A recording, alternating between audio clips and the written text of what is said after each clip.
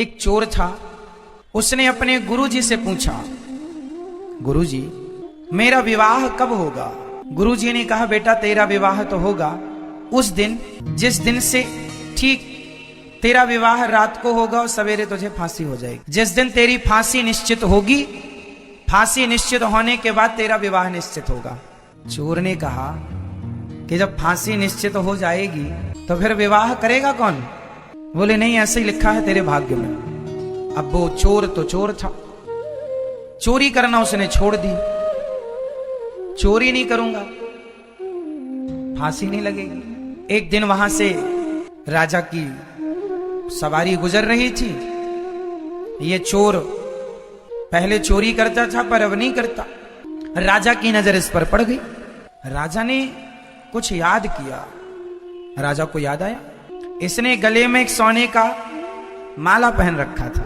अब तो सुधर गया था, पर जो चुराया था वो तो था ही ना इसके पास। राजा ने देखा किसके गले में माला है, ये माला तो मेरा है। इसने कभी राजा का माला चुराया होगा। राजा ने पकड़ लिया, बुलाया दरबार में, तेरे पास माला कहां से आया? बहुत गोल गोल बातें की उसने। राजा ने कहा नहीं, ये तो मेरा है। उसने बाद में माना कि हाँ, मैंने आपके राज्य में भी एक दिन आपके महल में भी चोरी की थी, वहीं से ये मुझे मिला। राजा ने कहा, तूने बहुत चोरी की है, मेरा भी बहुत नुकसान किया है, कल तुझे फांसी होगी। लो भैया, बेड़ियों में जकड़ गया, जेल में बंद हो गया। सिपाहियों ने कहा, कोई इच्छा है तेरी?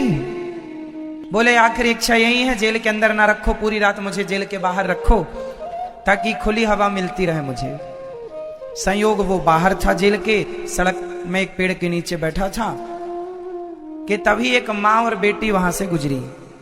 एक माँ और बेटी जब वहां से गुजरी तो सिपाही ने पूछा, तुम कौन हो? उन्होंने कहा, भैया हम इस शहर में, इस नगर में नए नए आए हैं, बड़े गरीब हैं, कुछ काम मिले तो पेट भर रोटी मिल जाएगी। चोर वहीं था, सुन रहा था।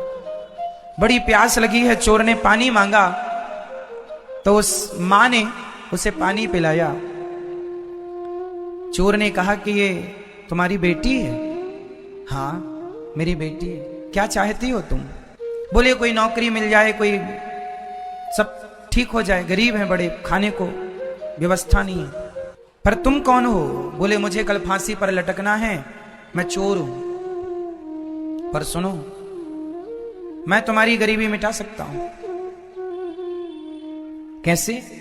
बोले मैं चोर हूं, मैं तो कल मर जाऊंगा, पर मैंने कुछ धन गड़ा रखा है जगह पर। यदि तुम अपनी बेटी का विवाह मेरे से कर दो तो मैं सारा धन से पता बता दूंगा और तुम धनवान हो जाना।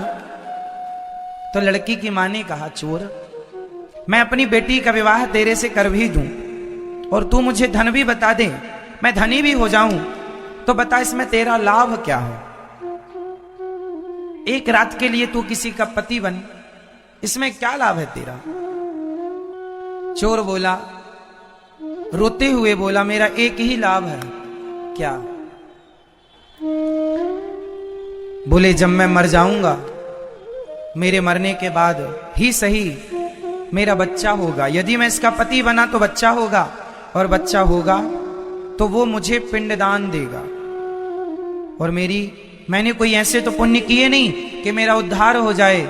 जीते जी सिर्फ चोरी की है, गलत काम किया है। अब एक उम्मीद है कि यदि मेरी औलाद, मेरी संतान मेरा पिंडदान करती है और वो सही रास्ते पर चलती है तो उसके पुण्य से, उसके पिंडदान से मेरा उद्धार हो जाए। बस ये लोभ है। लड़की की मां ने लड़की से पूछा, ठीक है? उसने कहा, मां जैसा अच्छा लगे। मां को लगा ठीक है, भटक तो रहे ही है, धन मिलेगा, ठीक है। शादी हो गई, पंडित जी को बुलाया, घंटे 2 घंटे में अग्नि जला करके फेरे दिलवाए, विवाह संपन्न हुआ। एक रात वो अपनी पत्नी के साथ रहा। संयोगवश भगवत कृपा के द्वारा वह पत्नी उसी रात गर्भवती भी हो गई। सवेरा हुआ, सूर्योदय होते ही राजा की आज्ञा के कारण चोर को फांसी पर लटकाया गया। चोर मर गया। ये धनवान हो गए, मां बेटी दोनों।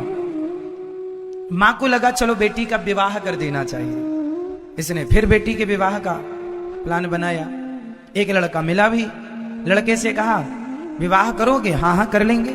विवाह किया तो उस लड़के ने जिसने विवाह किया संयोग से वो भी एक चोर था।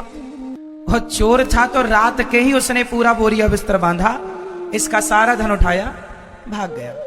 एक चोर ने धन दिया, एक चोर ने धन ले लिया।